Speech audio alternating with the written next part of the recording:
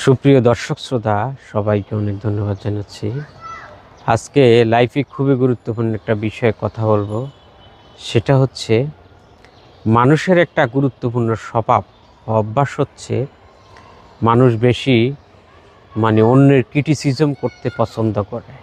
এটা দেখি অনেক সময় দেখা যায় মানুষ যখন একজন ব্যক্তি যখন কোনো দায়িত্বে থাকে তখন সে কিন্তু তার নিজের আত্মসমালোচনা অনেকে করতে পারে না, বা সে যদি কোনো অন্যায় করে সে একজন ব্যক্তি তার দোষ খুঁজে পায় না।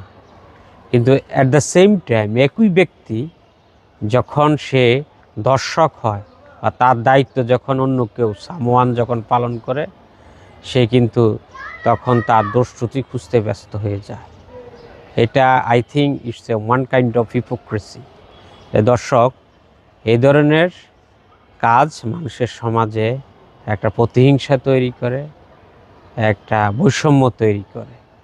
একজন লোক যখন কাজ করতে যায় সে অনেক সময় ভুল হয়, কাজ করতে গেলে ভুলও হয়, কিন্তু সে যখন নিজে কাজ করে তখন সে দোষ ত্রুটি চোখে পড়ে না।